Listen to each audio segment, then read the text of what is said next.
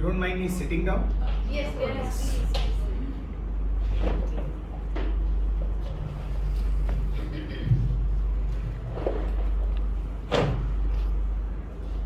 So as always, let's start with Sai Gayatri.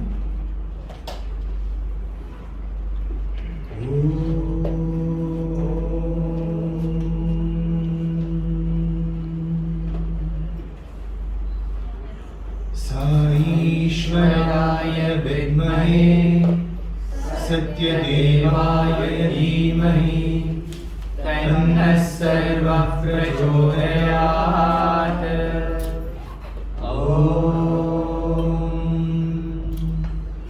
Shanti Shanti Shanti.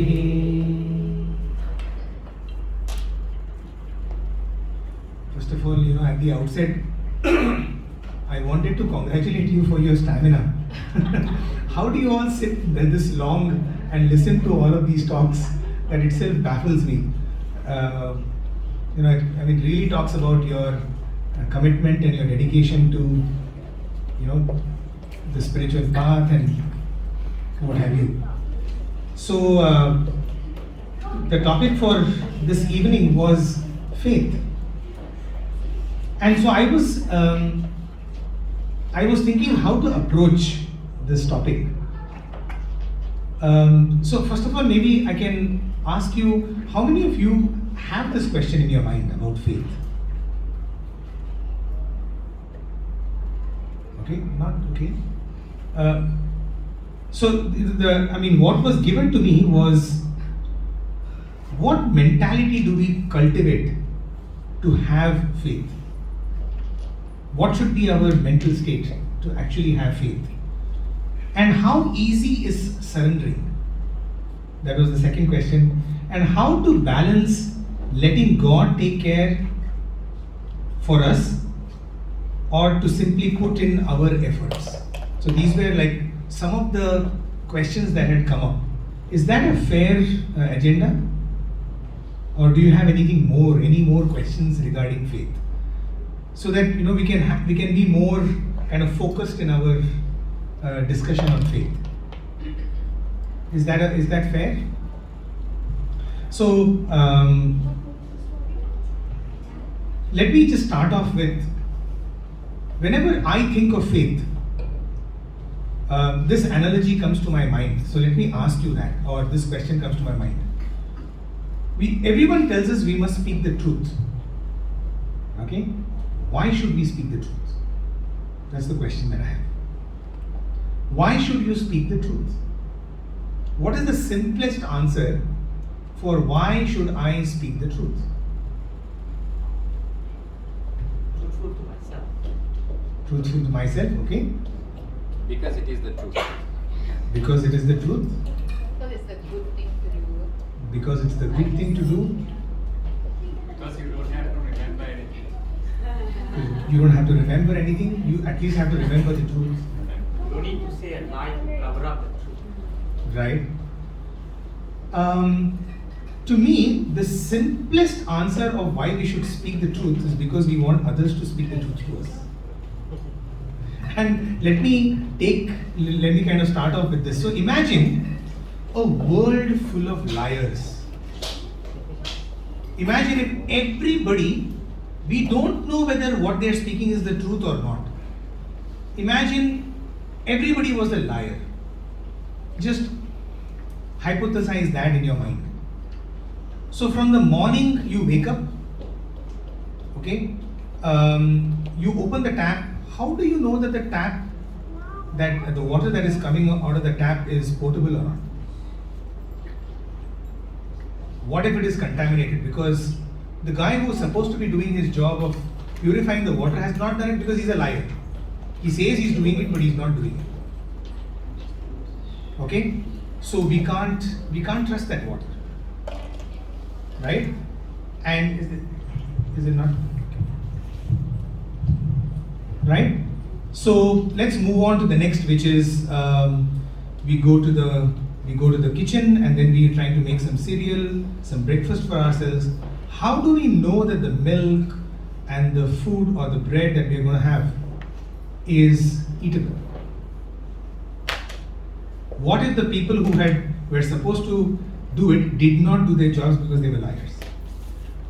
Okay, so we don't have our breakfast as well, right? So then you now step out and you're taking a cab, right? You book a cab, you want to go get to some place, and the cab driver comes.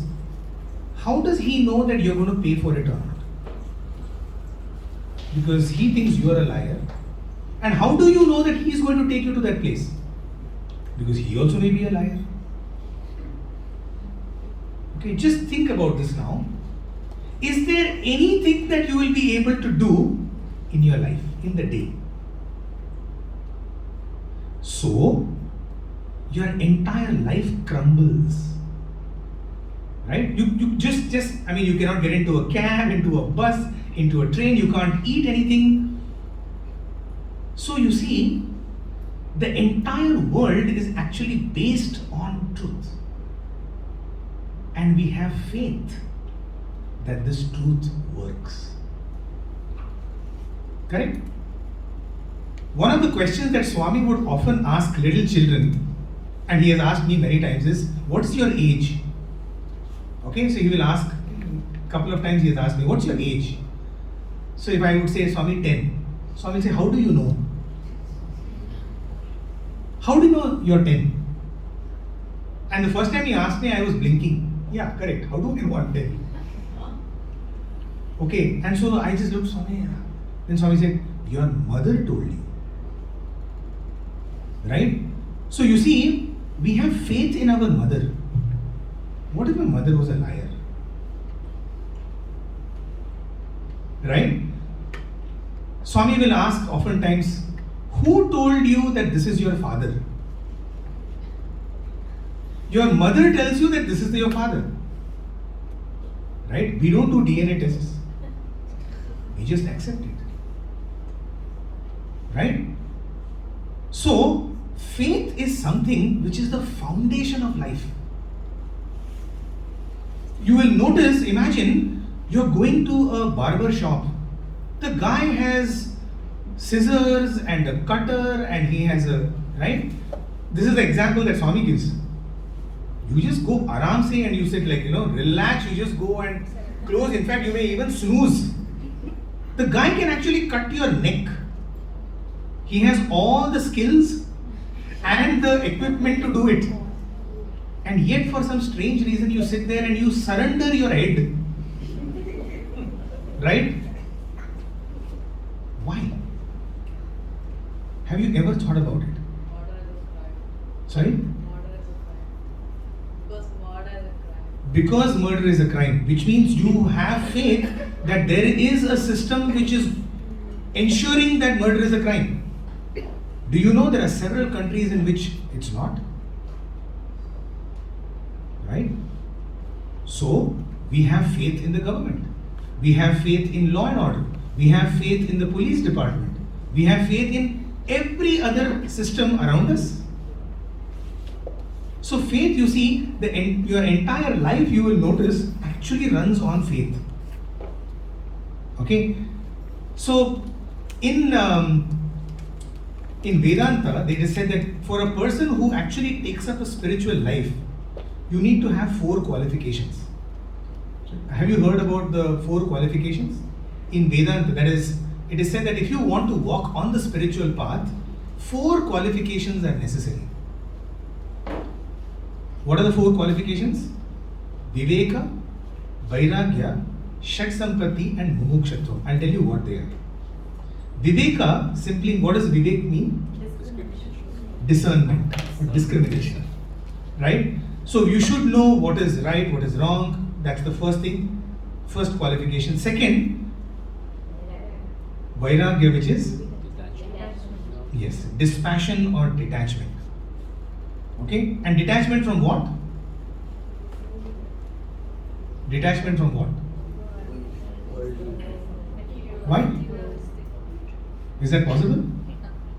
So, once you know, for example, in Viveka, through the process of Viveka, you know the difference between what is unreal and what is real. What is bad and what is good. Vairagya is giving up all that is unreal, that's all, and holding on to that which is real. Makes sense, isn't it? Does anybody need to tell you that, for example, can you name your favorite toy from like 10 years ago? Cricket ball. Cricket ball? A Nerf gun? Do you play with it now? Why? Exactly. So do you say that you have sacrificed a Nerf gun? But can you say that you have got Vairagya for the Nerf gun? Correct, right? Why? Because now it doesn't. Yeah, I mean, I'm not sacrificed or anything. I won't say, yeah, I'm just detached from it. It doesn't bother me anymore. Whether it's there or not, it doesn't matter. Why? Because you have now outgrown it. So outgrowing anything which is unreal is Vairagya. It's as simple as that. And then you have what is called Shat Sampatti, which is the sixfold treasure. Okay, so the third one is actually a conglomeration of 6 more. It's a zipped file. Okay, so it's a zipped file with 6 more in. So what are they? Sama, Dhamma, Titiksha, Uparati, Shraddha and Samadhana. Okay, don't worry about this. It simply means self-control. But what we will try to focus on is one of the things is Shraddha, which is faith. Right? Shirdi Baba used to ask for 2 coins. Do you know what are the 2 coins? Shraddha and Saburi, faith and perseverance. Okay, so what does this faith mean? Right? You go to your schools and you open a textbook. Do you start by saying that, how do I know that this author knows about this subject? Why should I believe the author? What if he's a liar? Do you do that? Like I still remember, I don't know, how many of you are management students here? Okay, no management. Couple of you, yeah. You remember Philip Kotler? Father of marketing. If you studied marketing, give me a book from your thing. What's a famous author? A textbook author? Michael Porter. Sorry? Michael Porter. Michael Porter. Okay, that's again management. Maybe something from like your school. Any book? Any author? Catherine Lim. Catherine Lim. Literature. English. Literature. Do you know Catherine Lim? No, this is just to kind of make you. We don't look at the name. Sorry? We don't look at the name. You don't even look at the name of it. Such is the faith. I don't even have to establish faith anymore. You read an entire book without knowing its author. No. This is exactly the point. Can you imagine that? Some teacher, so I used to say about Philip Kotler, for example, let's go back on Catherine Lim. I don't know her. The person who recommended also doesn't know her. Right? She probably, I don't know, I don't mean to kill her or anything, but Philip Kotler passed away 20 years ago. Okay? Nobody in the current world has ever seen him, and yet we believe what he has written. Where does that belief come from? So you see, on the spiritual path, just like all other paths, you start with what is called a working faith. A faith that is enough to get you started. Right? For example, how you take a book and without knowing anything about the author, you start with a faith that, what is written in this book is true. Yes or no? We have done that our entire education. Right? That is the amount of faith that one requires to start off. That's something which is written in the scriptures 5,000 years ago. Something may be there. Okay, you start off with that. If even before we take up the book in hand, how do I know what is written in the book? Don't do it then. You will come to know that you will never be able to acquire knowledge then. If you keep questioning each and everything that you're going to read, you will never be able to gain knowledge. So every piece of knowledge starts on the foundation of faith.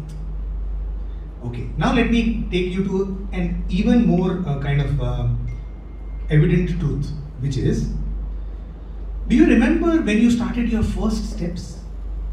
Do you remember taking your first step? Almost none of us remember. Do you know of anyone else who has taken their first steps? What happens? It is considered one of the most metamorphical changes in our lives. Because from a four-legged being, we become a two-legged being. You know?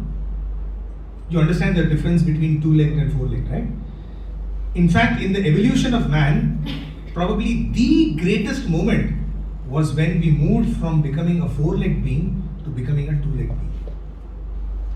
Right? It was the most important change. We became from quadrupedal to bipedal. And you know why? You know why that is such an important thing? Spine. Spine, of course, but why is it useful to us? It freed two limbs of our body to do something else. So, the entire concept of human race and all of technology as we know, imagine, could we play with our phones if we were quadrupedal? Think about it. Next time you're on your phone and you're walking, it's a miracle happening there. Because you're walking on two legs while doing something else with your hands. Right? Okay, now let's go back to that moment when you actually from quadrupedal you became to bipedal. Do you know the amount, like if we have seen kids who have actually take the first time, how much of imbalance is there when they actually stand? Tremendous amount of imbalance for the fear of fall, right? They're all the time, they don't know whether they're going to stand, and what does the mother do? Come on, do it, yes, you can do it. She doesn't come and hold you.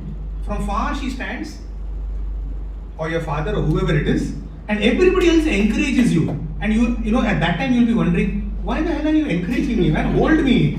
I want you to hold me. They don't do that. You know why? Because if they hold you, you will never get it. You will have to stand on your own. Right? So everybody's like clapping for you, and they're expecting you to take your, and so eventually we stand with great difficulty. And usually, it is like if your mother is in front of you, the mother says, come on now, walk. Okay, and then you take, those really struggling steps you take. At every step, the biggest fear is you're going to fall straight on your face. And most often than not, you do fall on the face. Okay? But even then, the mother doesn't do anything. Or whoever is, they're just hanging on. In fact, if you start taking a couple of steps, you know what they do? They walk back. They're like, two more, come on, do it. Right? This is exactly what God does with us. Right? He is wanting for us to stand up on our 2 feet. But you see, the moment the child falls, what does the mother do? Rushes to hold it and to caress it. It's exactly what God does also. But we have to have faith. So eventually what happens, you look at the mother and typically this is what happens. If a stranger tells you to walk as a baby, you'll be like, who the hell are you? Okay, who are you? Right? And it looks for its mother. And if the mother says, come, the child starts walking in that direction. Right? Because we have faith that even if something happens, she's going to be there to hold me. Yes, quick one. This is more of faith in the tangible world. Like I know my mom is there, but I don't know if God is like. Exactly. So in between that, so just hold on to that. It's a good one. My mother is tangible. I can see her. I can feel her. Right? But between me and my mother, there is one distance. I have to cross that distance to reach her. Correct? Is that tangible or intangible, that distance? No. We don't know how am I going to cross at that moment. Now we know how many centimeters or meters, but at that time it feels like eternity. Right? Typically take another example of for asking us to jump. When we are little children, okay, and everybody wants us to just jump off, and they're going to hold us. Right? What does the child do? It just jumps. Because it has full faith, especially if it knows that that person has held it before, or if it's a father or a brother or an uncle, it just jumps. Okay, it has full faith that that person is going to hold me. That leap is only a leap of faith. If I fall off, I will never again jump. Correct? Especially with that person. Right? That is faith. So you see, we use faith in every bit of our lives. There's nothing spectacular about faith. The point that he's saying is, okay, but I don't know whether God is there or not. Right? That's the big $1 million question. Right? That's the big quandary that we have is, we don't know whether he will hold us or not. So if I say that, imagine out of fear, you have never taken the jump because you don't know he's there or not. You know the famous story of the guy who kind of fell off a cliff. Okay, and as he falls down, he's held by a tree, kind of gets stuck in the tree. It's a freezing night. Okay, and he's now praying to God for help. Okay, and he hears a voice. He hears the voice of God. And the voice of God tells him, go, let go. Don't hold on to the tree. And he's like, whoa, boss, I'm asking you to help me. Okay, not kill me. How can I let go of the tree? The Lord said, just let go of the tree. It seems the man was found next morning, dead, hanging from a tree, 1 foot above the ground.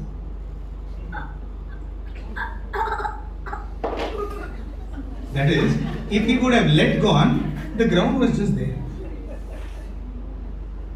The ground was just there. All he had to do is let go, he would be on the ground, he would have walked away. Right? It is the fear of the unknown. Right? We have to let go of this fear of the unknown. Now, how do we do that? Right?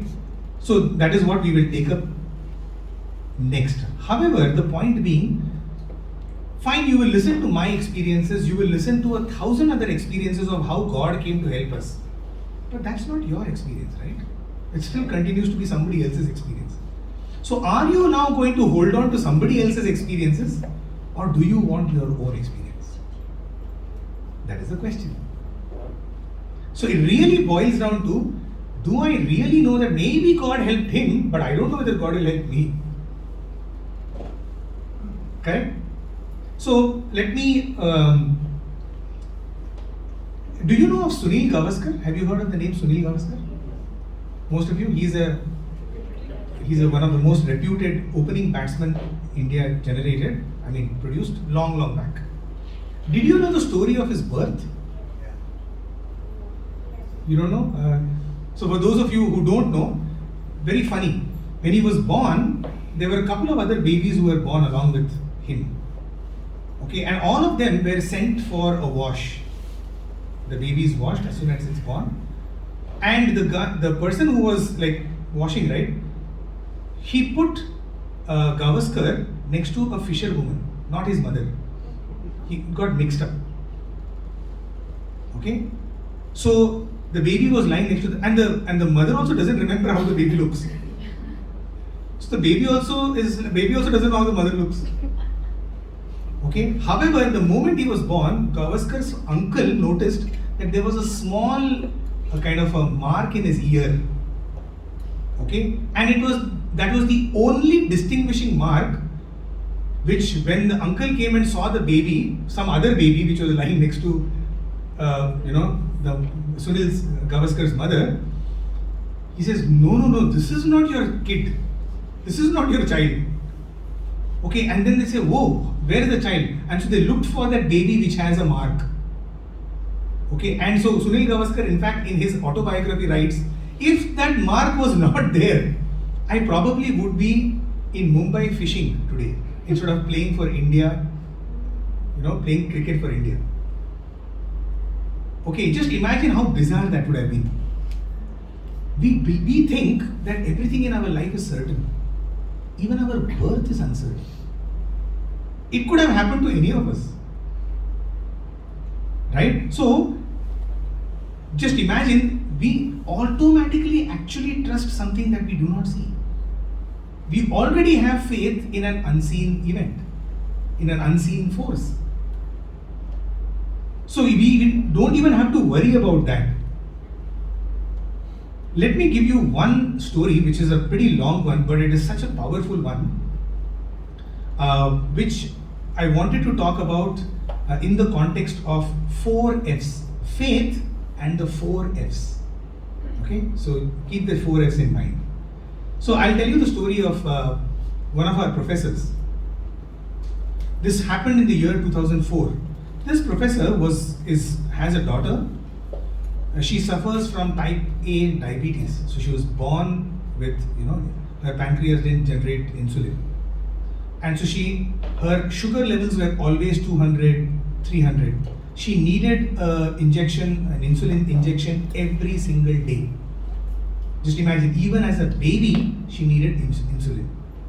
And imagine if you are born with that, almost any disease that you have is never going to get cured because, your sugar doesn't allow that disease to be cured. She was studying in Anantapur campus, and in fact, very early in her life, she went through tremendous amount. Imagine as a born baby, every day the born baby is, kind of injected with insulin. And so she had to take insulin all her life. And when they had got their first interview with Swami had simply said, "This child is my child. I have given this child to you for safekeeping. This is not your child. She is only become her trustees. You are only a trustee. I have trusted this child to you. I will decide when to take the child back." Okay, so this was their mentality about looking after their daughter, which is, this is actually Swami's child. Okay, it's not our child, it's not our meaning it's our responsibility, but as Swami's child.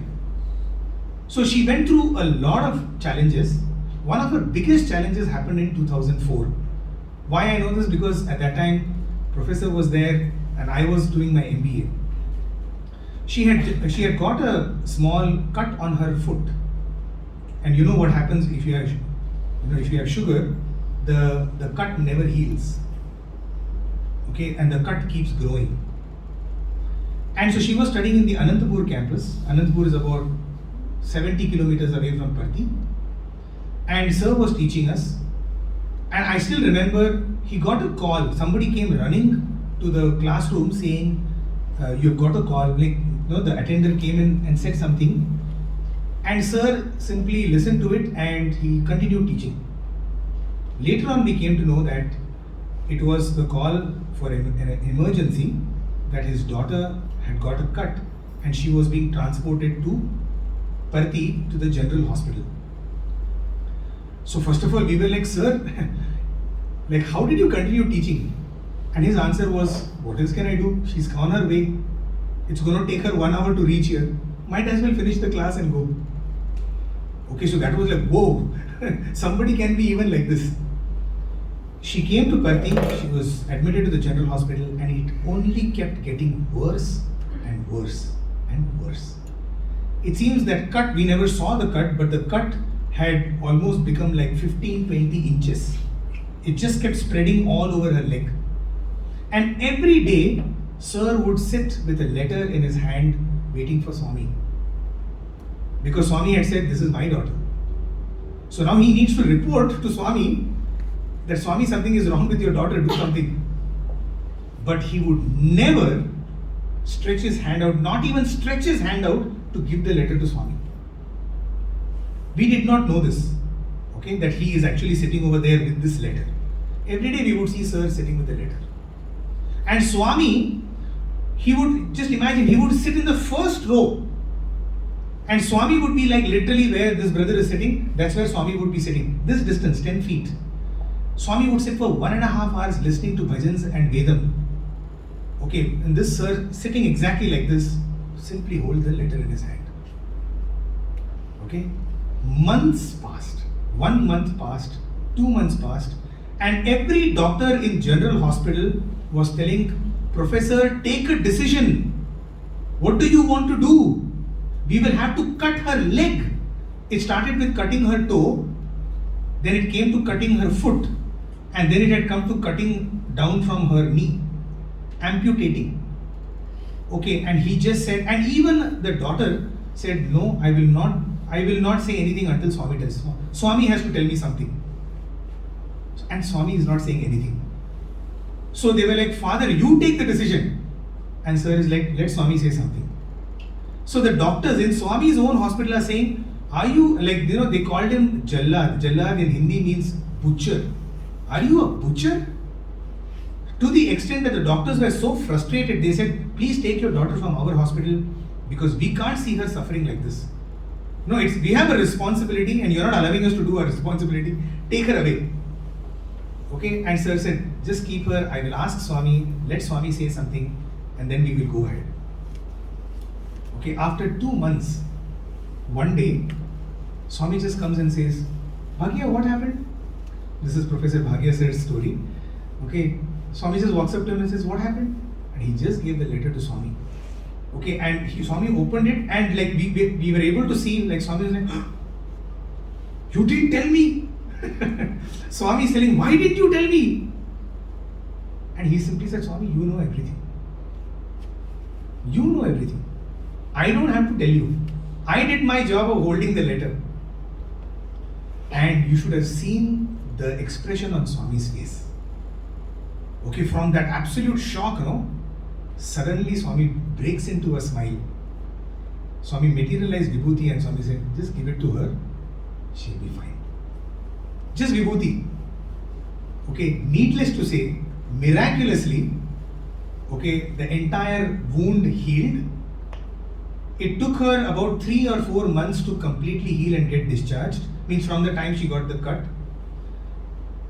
And now it was like she needed time to recuperate. And also her half the year had gone. Her academic year had gone. So the parents had decided that let this academic year go, let her join in the next. Even if 6 months have to kind of get wasted, let it go. And Swami says, so when is she joining back college? And everybody like Swami, like her, Bhagya sir was saying, he just told Swami, it's okay if 6 months go. She needs, even the doctors are saying, give her some time to recuperate. Swami said, no, it's okay, let her go back to hostel. Why should we waste 6 months? And so she was sent back to hostel. Okay, and by the time she had joined in a month, the semester exams were about to start. She said, there's no way I can pass because I just missed out the entire semester. Okay, and so this was conveyed to Swami. Swami said, don't worry. Of course, only Swami can do that. I'll tell you why. Because Swami would go into her dreams and teach her whatever is necessary for the examinations. That year, so this happened now from 2004 to 2005. In the November of 2005, I'm giving you dates so that you can go and corroborate this. In the November of 2005, on the 22nd of November, on the convocation day, she was awarded the All-Rounders Gold Medal. She walked up to Swami and in that discourse, Swami asked Bhagya sir to stand up in front of the entire Kulwant hall and said, this man has faith. He told the entire gathering. And sir, you can just imagine, most of us did not know what had happened. Swami apparently 1 month before this drama started in 2004, one day Swami just came up to him and said, ready hai? Meaning, are you ready? And Bhagya sir had the least clue of what Swami was talking about. He said, Swami, yeah, meaning he thought ready hai for what? Ready for a new course? Or is Swami traveling somewhere and Swami is asking him, are you ready to come with me? He has no clue. After that, this started. Okay, and even then he was not able to, kind of pin the ready head to this. Hey, are you ready?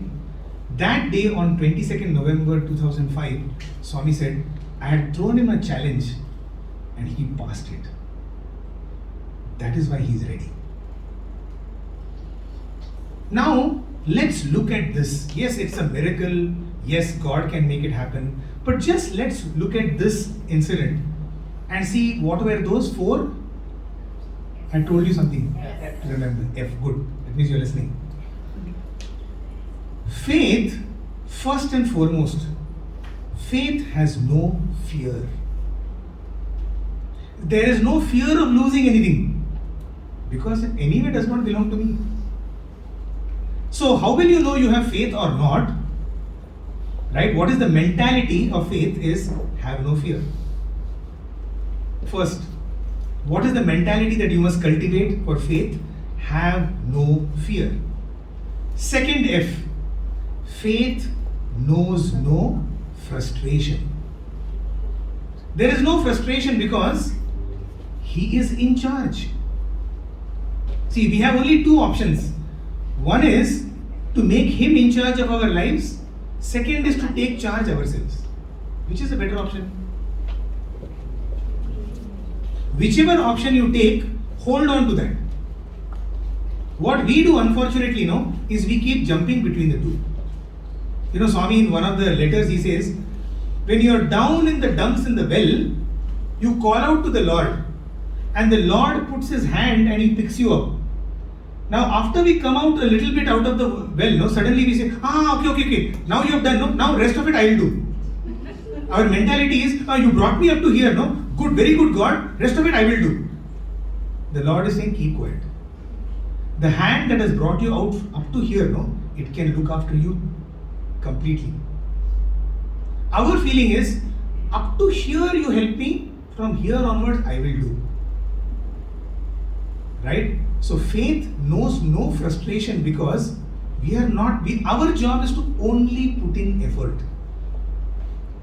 What is going to be the outcome of the effort is entirely left to Him. So the second F is, faith knows no frustration.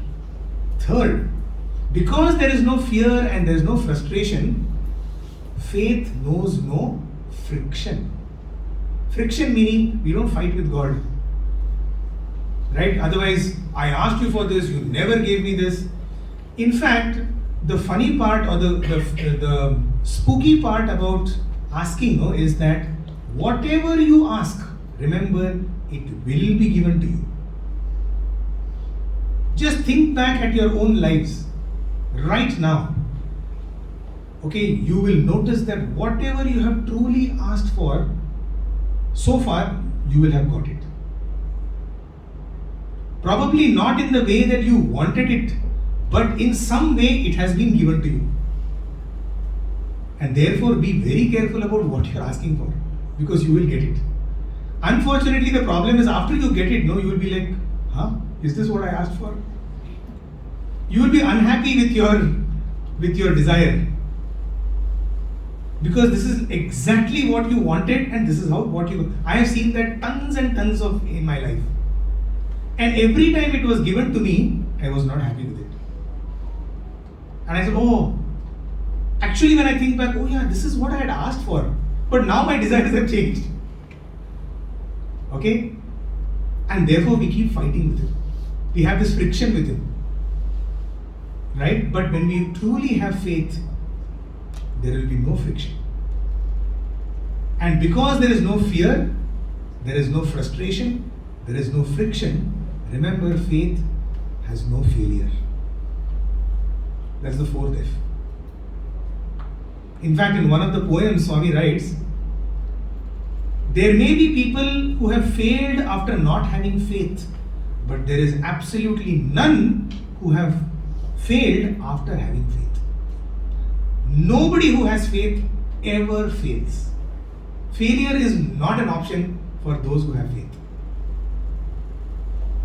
Right? And obviously many times we will notice that it does not happen the way we want it to happen, but whatever we have truly desired, it's exactly what we get. Right? So faith knows no fear, faith knows no frustration, faith knows no friction, and lastly, faith knows no failure. So what is the mentality that we can have? And you try it out. Okay, let this be an experiment for you. There are two mantras or there are two formulas that Swami gives us. The first formula is, whatever is happening to me is good for me. Okay, the first formula, whatever is happening is good for me. Okay, this is one of the best mantras to have, or the best kind of affirmations to make to yourself.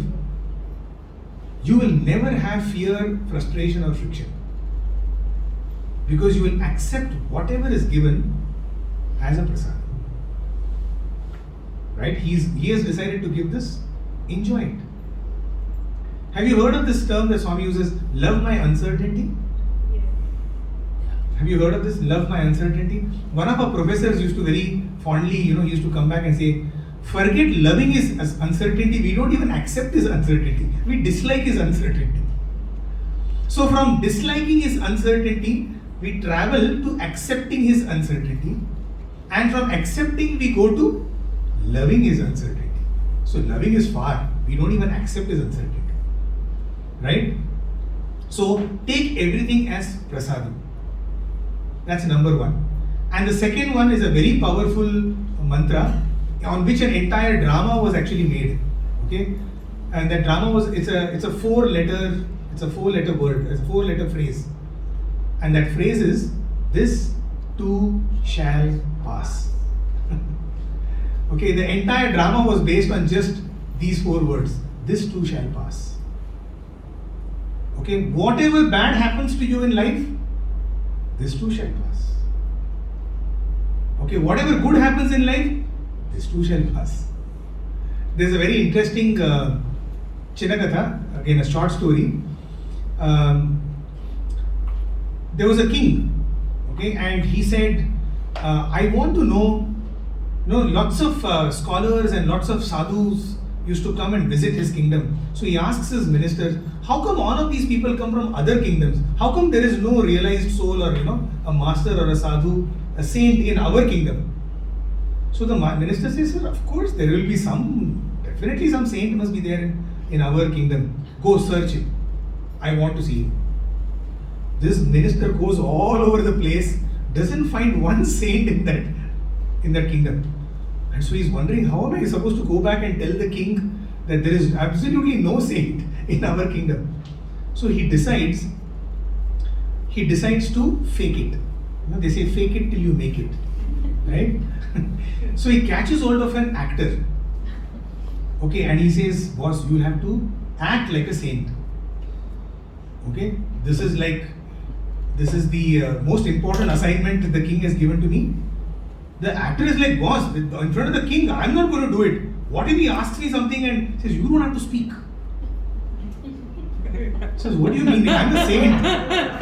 I'm a saint. How can I not? No. We will make you a silent saint.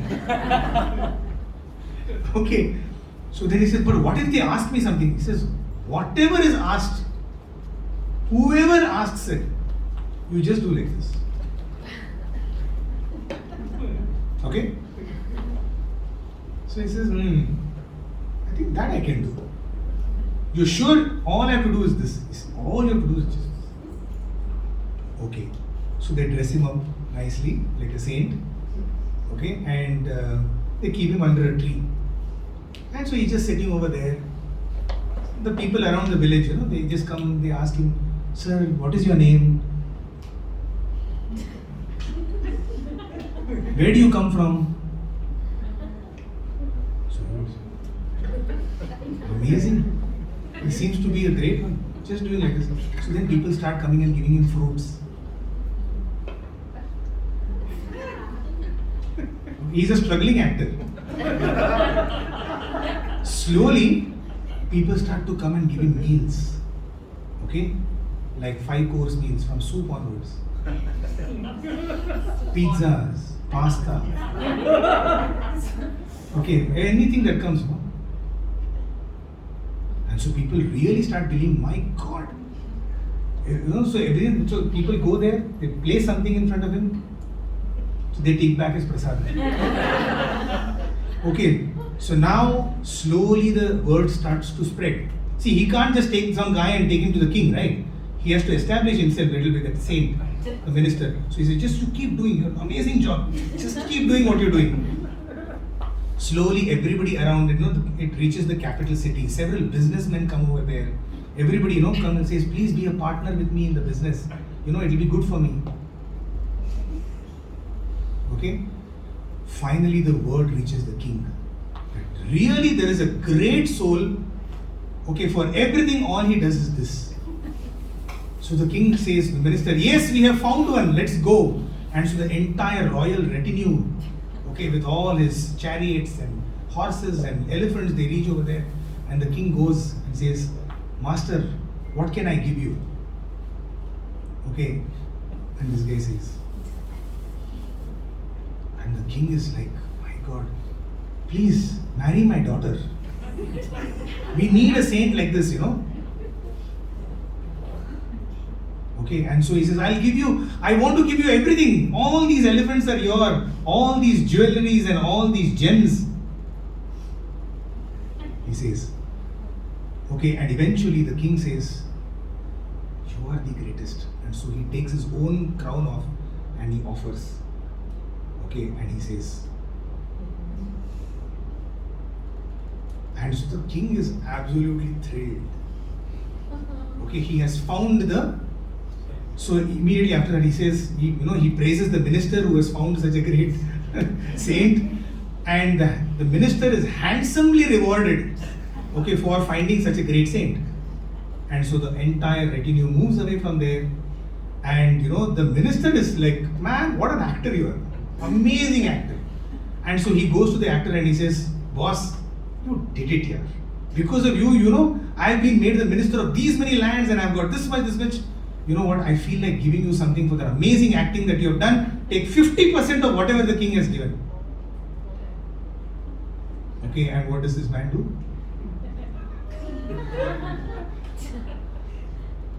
And so then the minister says, boss, over. Drama is over. You have done it. Whatever we had set out for, mission accomplished. Okay. And it is said that the man got up from there and just said this and he went off. Walked into the twilight. Because he said, just by doing this, if I am getting everything, then this must be the truth. This too shall pass. Whatever comes will go past.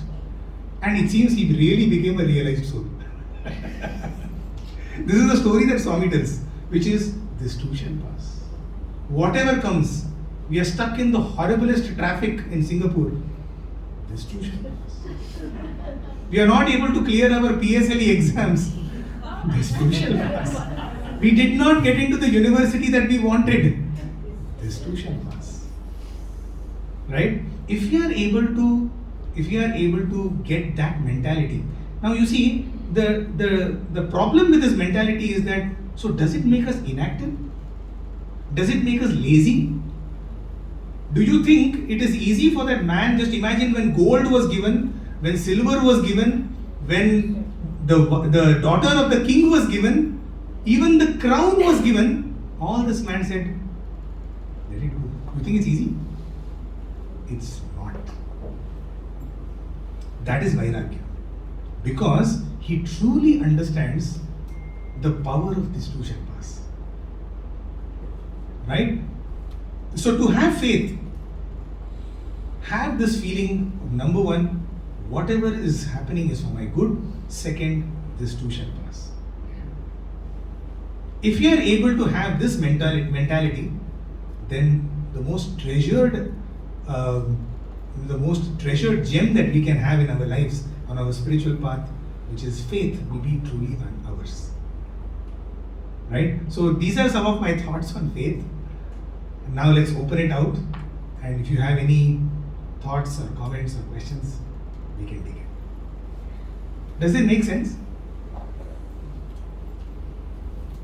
You can feel free to object. One thing, if you say, okay brother, I understand what you're saying, but what about my experience? For that I'll only say, there's one thing that you can ask of Swami. So no need of asking anything else from God. But Swami himself says there's one thing that you can definitely ask from me. And you know what is that? Give me an experience. Swami, I demand an experience from you. There's one thing as devotees we can walk up to God and we can break our heads on his feet saying, Swami, give me an experience. And you know what? It shall be given to you. I guarantee that, because it has happened with me. The other thing I will say is that, will it guarantee that because you have an experience you will have faith? Not so. Just because you get a mind-blowing experience, that is going to give you faith? Not necessarily. Between faith and experience, which comes first? Swami says faith comes first. Because only with the eyes of faith will you be able to recognize an experience. If you don't have faith, how many ever experiences happen to you, it does not guarantee that you will be able to see that experience. Right now, Swami may come over here and materialize Vibhuti. Doesn't mean that we are going to have faith. Right? So faith, in essence, actually is a gift of the Lord. What we can do is to take that one step towards it, which is the step of surrender. Swami, that leap, that the leap of the baby into the arms, that is what we can do. Swami, I'm jumping. Now you hold me. And isn't that not an adventure? I think it's one of the greatest spiritual adventures. We go to Universal Studios and we sit in, what is that, what is that? Crazy roller coaster. Right? We have full faith that whatever is holding on to us is actually going to hold on. And we enjoy all of that, up and down, we actually enjoy it. Because at that time we will scream and we'll shout and all of that. But finally when it ends, wow. That is spiritual adventure in life. When you go through knowing that that harness will hold you, nothing is going to happen to you. While you're actually going through it, it is crazy. But what is the mantra at that time? This too shall pass. So scream, shout, do whatever you want to. Remember, this too shall pass. Yeah. Brother, thank you so much. Everything.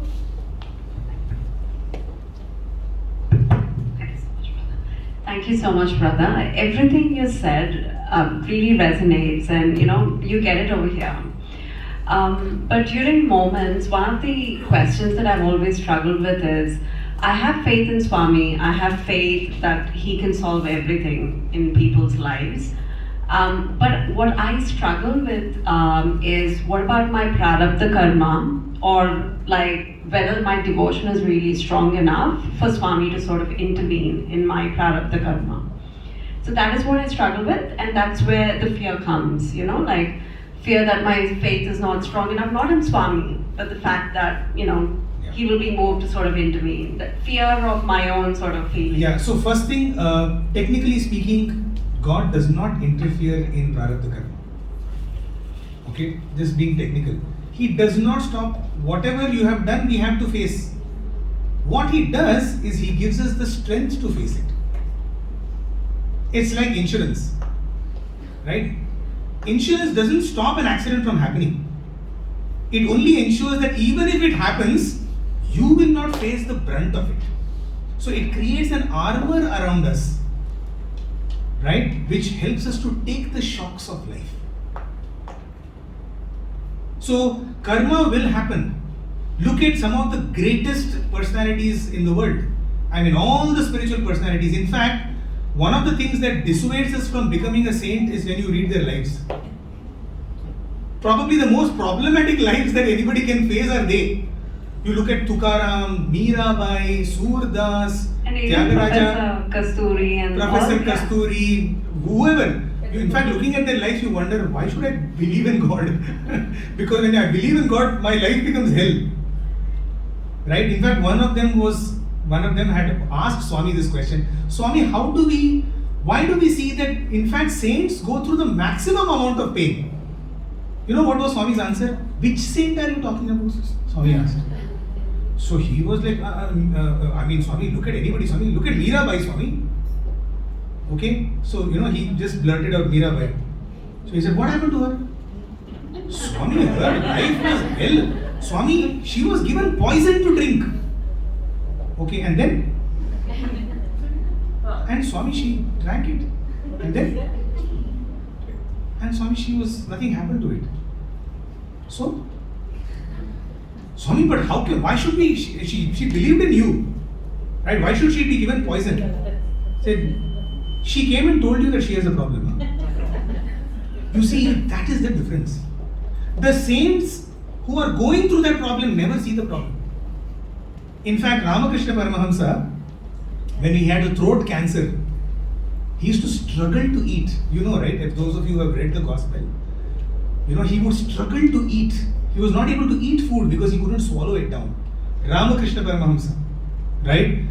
And so he was asked once that, Ramakrishna, why don't you ask mother to resolve this? And his answer was, mother tells me, I am eating through 1,000 throats, why do I need yours? Okay, this was the answer. I felt it was actually brutally painful. Like, what do you mean? So you are eating coolly and you make me suffer, right? Is what I would have reacted. That's why it doesn't happen to me.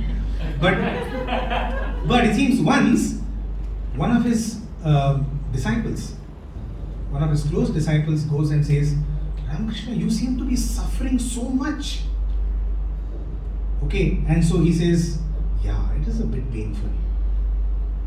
Okay, and so he says, at that moment, I don't know, it is said that student, that the disciple says, but I see so much joy on your face.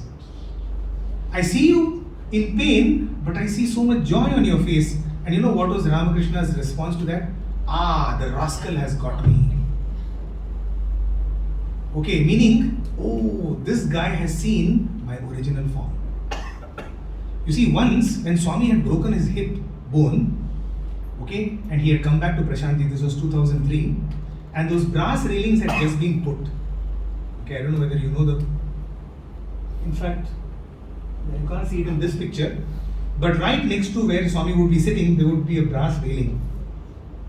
And so once Anil Kumar sir was talking to Swami, and we all could see on Swami's face there was visible pain. Swami was in pain. He was standing, he wouldn't sit at that time. So he was in pain. But he kept speaking to us. And so Anil Kumar said, he couldn't stop because he had that liberty with Swami. He just said, Swami, in Telugu he said, Noppi unda Swami, are you having pain? And Swami said, yeah, it is painful. And then immediately Swami said, Noppi undi kani baadha ledu. Meaning, I am having pain but I am not suffering.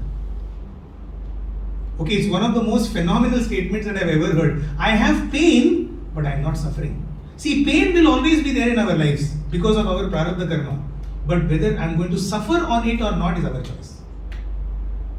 What faith does is it helps you to buffer against that pain. The pain will be there, but we will know how to handle it. If that makes sense.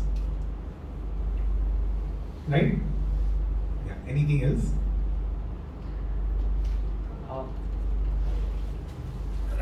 And then you.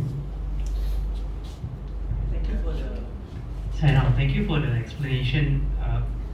So the question is, how do I draw a line between full faith versus blind faith? Example, say I have a small sore throat. I gargle, I take lozenges. I know 2-3 days is fine. But then versus if you have a bigger injury, and people say, okay, go to doctor, and then you are like, no, I'll be well because I have faith. And then people, so how do you draw that? Sometimes your monkey mind tells you, right? Yeah, can you just, according to your knowledge? I mean, I would only say that to put yourself through torture, that is not what faith is. Right? The doctor is there, that is also Lord's form. In that Lord's form, he has come or she has come as a doctor to save you. The point is, let us say you go to the doctor, you try everything. So that's why I said it's having faith is not being inactive. We have to put in whatever we can possibly do, and then take all the consequences of the actions that we have done. In spite of trying everything, it does not happen. Yes, this too shall pass. This is my prasada. Right? So we have to put in efforts. If you have some problem, if you have a physical ailment, try everything that you can possibly do. Right? And in spite of that, if nothing happens, take it as Swami's prasadam. Swami, I did my best. The rest is with you. Swami would always say, you do your best, I will do the rest. So that doing the best is a part of faith.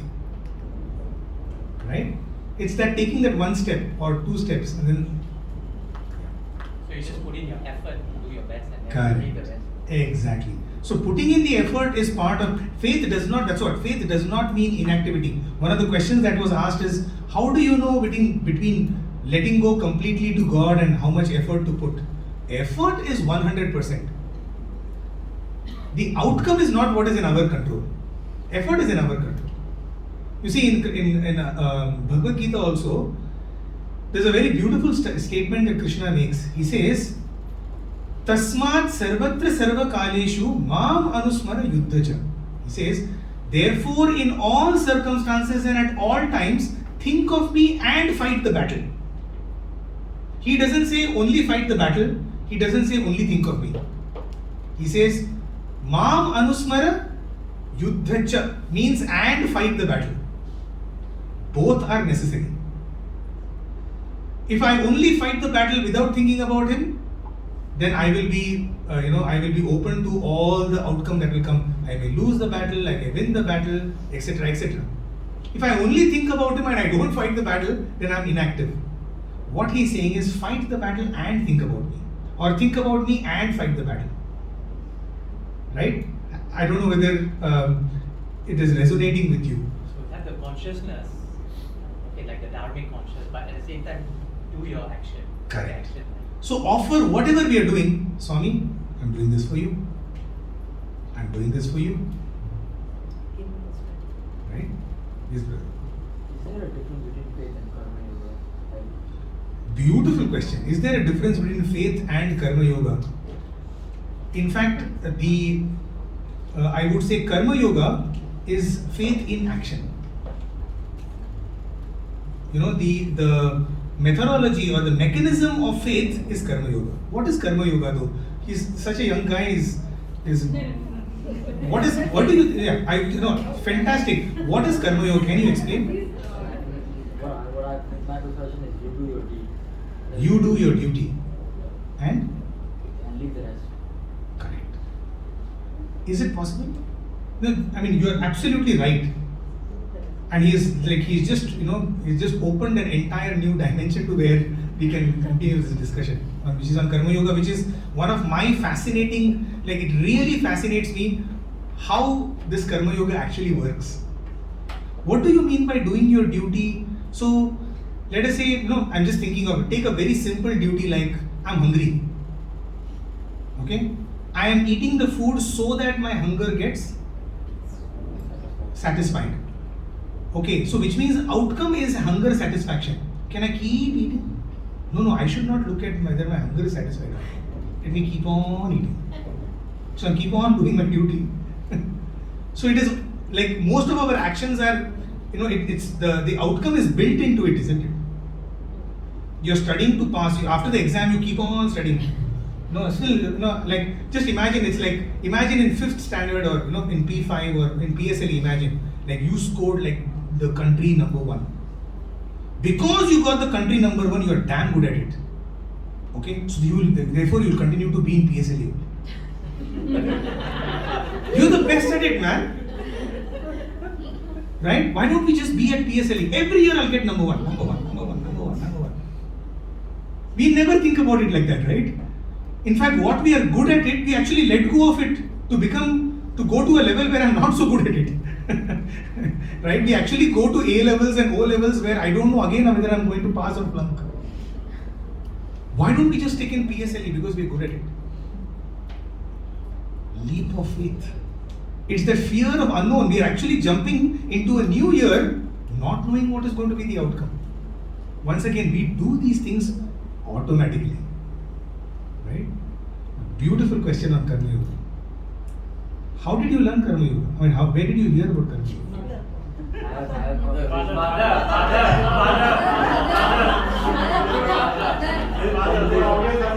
Mother and father. Mother and son. Conversation with his mother. Yes, beautiful. Yeah. Any other? I feel like when we go for talks and stuff,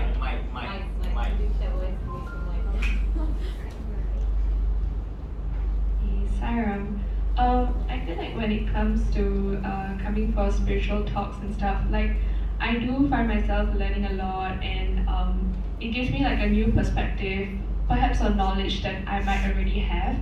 But like what I wanted to ask was, for example, talking about faith, what are like some of the practical things that we can do in our life that like incorporates faith? Because I think it's quite common for us also, like for example, if it's like exam season for me, then the whole day, like that's the only thing I'm thinking about, either like studying or making sure I eat enough and sleep enough, and like that's the end of it, right? So how do we incorporate faith into those periods of our life where it's like we can't even think about faith, like we don't even think about God or anything like that because we're so focused on the current goal?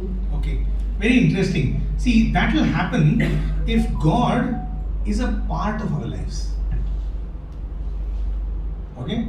Is there anything wrong in having God as part of our lives? Not too wrong. What Swami is simply now saying, let God become the center of your lives. Don't let God be a part of your life. Right? If everything that I'm going to do, if I'm able to make it as a method to actually please Him. Why am I studying? Because I want to please Swami. Why am I sleeping or why am I eating well? So that I will please Swami. Right? Every action of mine, I can actually make it into a offering to Swami. No effort involved. Right? If we are able to build that mentality, then I will not have to say that, oh, this work I remembered to offer it to Swami, this work I didn't remember to offer it to Swami. How is it that we come here and a bhajan or a seva, we call Sai activities? What Sai Baba is only trying to tell us is that let every activity become a Sai activity. Why do we categorize some activities as Sai activities and some activities as non-Sai activities? He's simply saying from morning to evening. Just imagine what Swami is saying. Therefore, the simplest or the most practical thing to do is pray before every activity. And not like some Vakratunda Mahakaya, Guru Brahma, Guru Vishnu, Brahmarpanam, Brahmavi. Man, you'll be only praying. Right? Simple prayer. Sai Ishwararpanamastu. That is, Swami, I offer this to you. That's all. Anything that we do, the food that we eat, the meeting that we are going to enter, the examination hall. Like, when I was a student, and I used to be like mortally afraid of exams. You know why? The only reason I was afraid of exams, like I literally had like some crazy ideas about exams, which is, I used to believe that, knowledge gets filled up like this. Okay, so everything is up to the brim I have studied. So when I used to walk to the examination hall also, I'll walk like this. If somebody even comes and shakes my hand, I'll be like, so hang on, don't shake because some knowledge may fall out. Then I'll have to gather. I used to literally have that, So when I used to go and pray, I used to just say, just Lord, ensure that whatever I have read, that much I should remember. Because I used to always, this Chinnakatha was told that, leave everything to God, so don't study. Okay, and then when the guy goes to the examination hall and he's like, Lord, I told you to look after everything. He says, you idiot, if you would have studied something, then I could have prompted you. You didn't have that stuff in your head. How can I prompt you? So I had always gone with this mentality. So I'm like, Swami, I've read these chapters. At least whatever comes from this chapter, let me remember. I will not blame you for stuff that I have not read. Because what face can I go and tell Swami, what is this, Swami, like? He'll say, you never read those chapters. How am I supposed to help you in those? Right? So at least what? So this used to be my, my mentality. So what I'm trying to say is, have a conversation with Swami about everything. Make Swami the center of your life. Having a good meal, Swami, this food is amazing. Having a bad one, Swami, what a terrible meal. Let everything be a conversation with God. You will start seeing incredible things happen in your life. Everything will become a prasadam.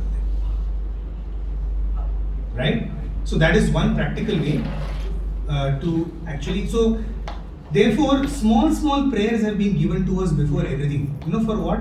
Only so that God becomes the center of our lives, not part of our lives. So we wake up with a prayer, right? When you're having bath, you can have a prayer. What that does is it's basically just conditioning your mind. You know the concept of simulation? Before a pilot can finally take, an actual plane, he should have at least 3,000 hours of simulation, in a simulator, air simulator. Correct? So that eventually when he actually takes a plane, he's not like, whoa, I never saw this. What are these buttons for? Or, I read about these buttons, but I don't know how to switch it on. Right? All of our spiritual sadhana is only that simulation for eventually when we are put in the cockpit, we are ready. Which means eventually when a challenge we are facing it, we know what to do in that challenge. Because we know exactly which buttons are where. Right? So you reconstruct this every day in your life. Now you will think, oh my God, you mean to say every activity? Yeah, in the beginning it will require effort. In the beginning it requires effort. After some time it becomes natural. I'm sure many of us over here, the moment something happens, Sai Ram, we just say. It's almost become like natural to us now. Right? So it's all about, once again, what we spoke before, which is the elephant and the mahout. The elephant understands only one language. What is that? Hey, come on. You guys not there? You're not there for the previous? The elephant. Huh? Correct. The elephant understands only one language, we said. The language of practice. Practice, practice, practice. It's all about training, training, training. Why do you think we are having these retreats? It's only a reconditioning and conditioning camp. We have to keep doing that conditioning. Eventually, it will become second nature to us. It will become our nature. After that, we don't have to put effort. Yes. Are we done? Any other questions, or shall we wrap it up? We probably can have one last question.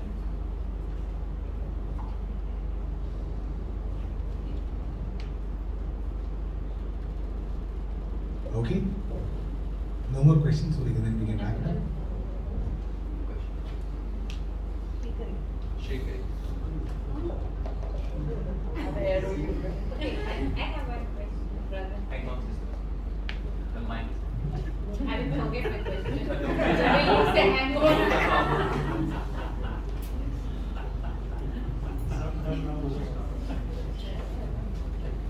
Saira, I have one question and it keeps on coming to me.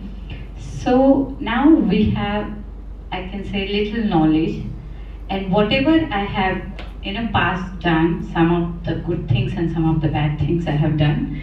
So if I ask a forgiveness for those which I did, the bad things, will my karma is going to wash away, or I'm asking a forgiveness now because I have knowledge. That time I do not have a knowledge, so I have done that.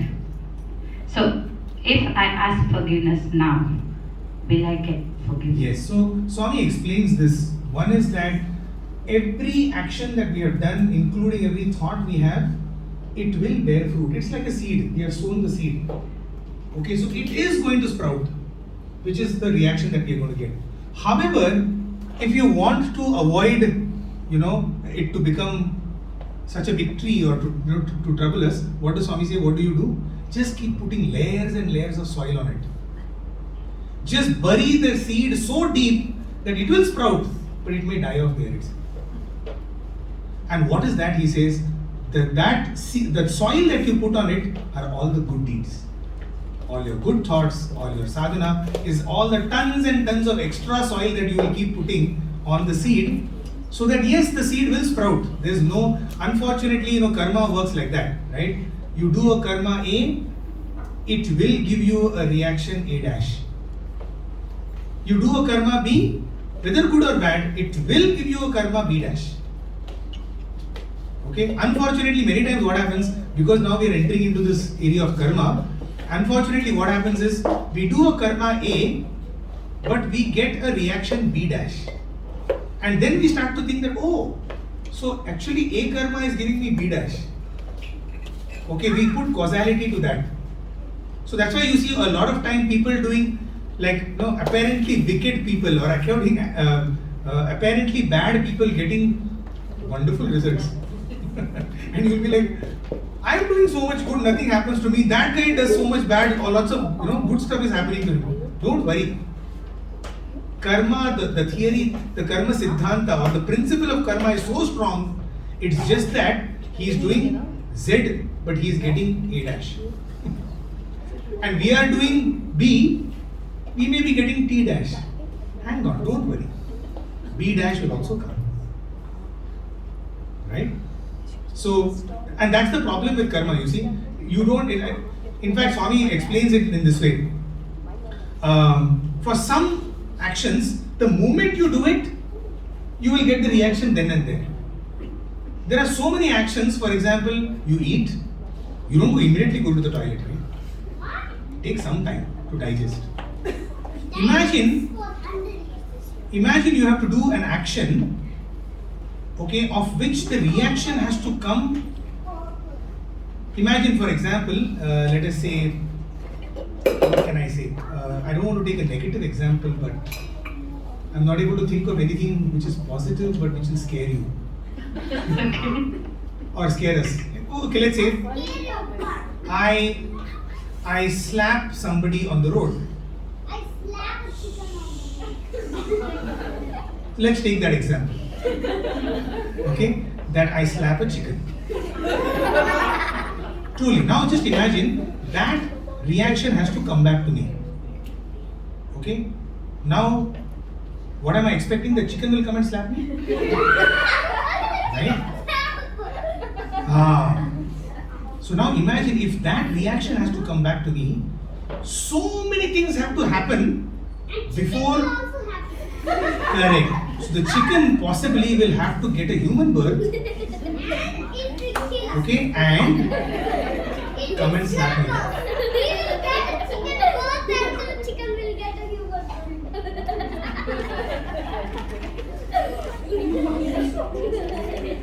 Right? So this is part of my karma. Possibly in some janma, I must have interrupted him like this.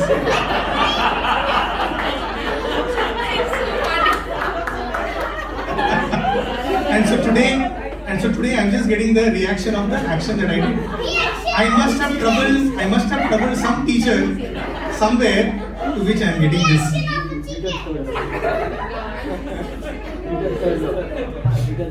Sorry? Newton's third law? Yes, absolutely. So, we will have to get it back, but a lot of things have to happen in order for it to get. So, the universe now has to reconstruct itself so that I get a reaction. Imagine how much time that will take.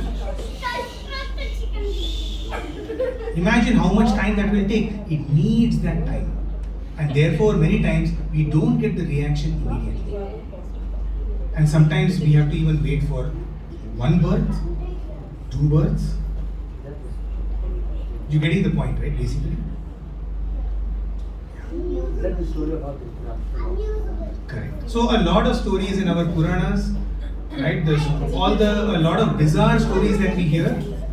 Right, from our scriptures, not scriptures, I would say Puranas. Puranas are not scriptures. Right? We find a lot of these things coming in again and again is because of this. Okay, so that's a signal for us to stop.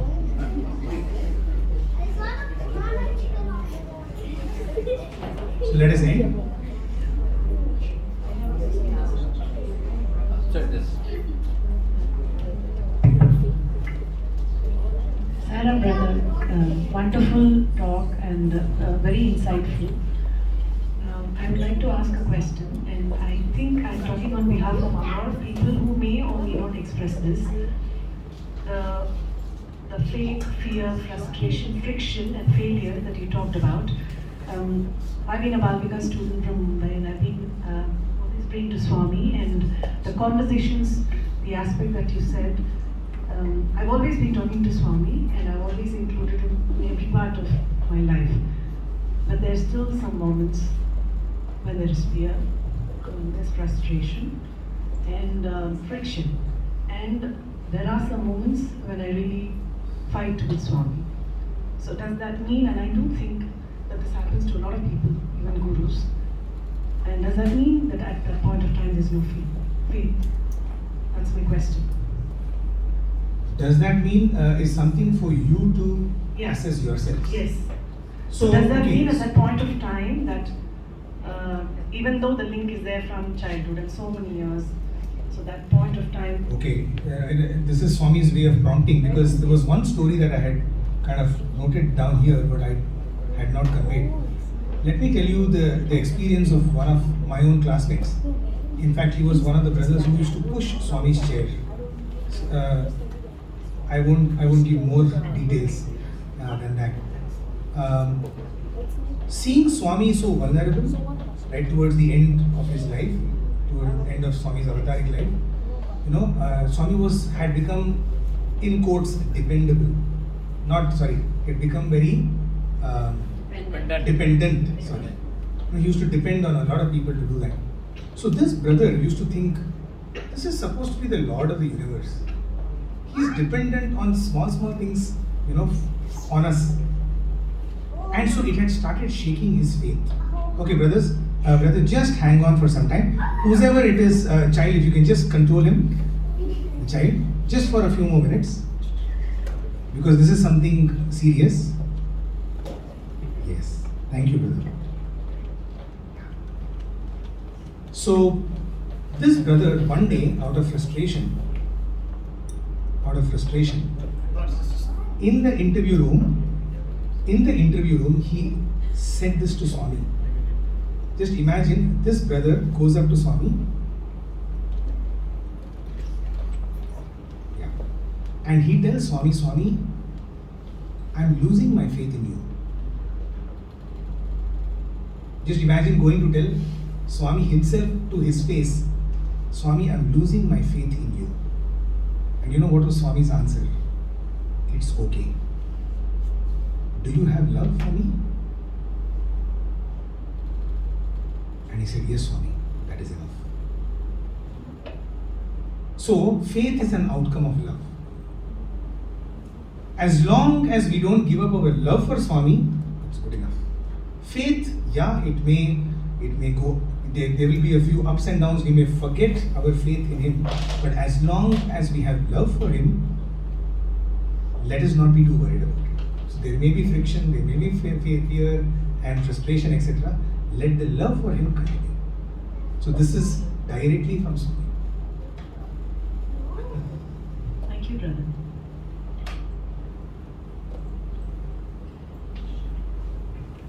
I think on that note, we have one more question. No, nobody has questions. Okay. Yes. So on that note, then let's wrap it up.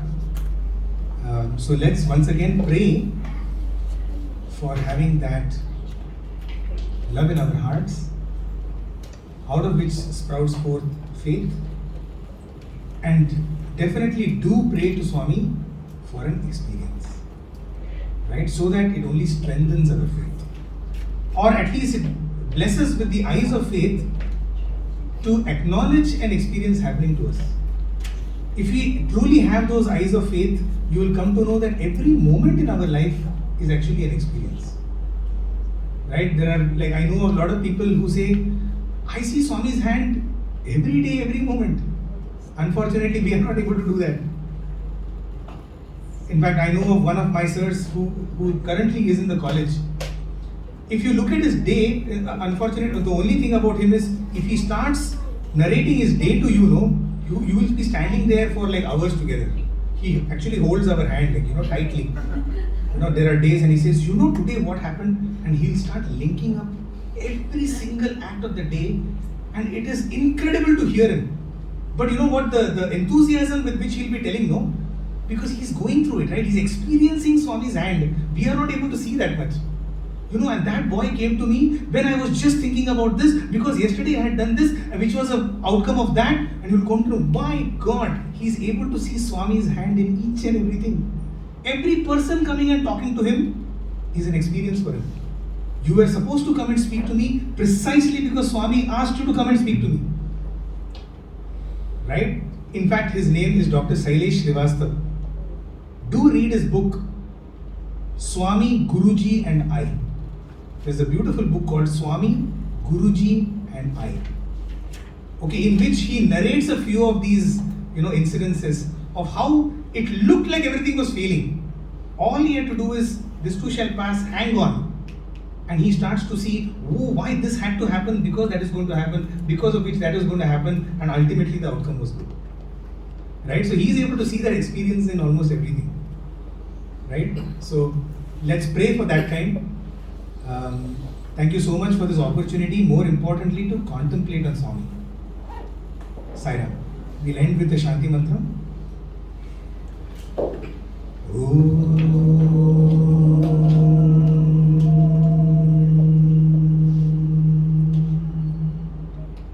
Shanti, Shanti.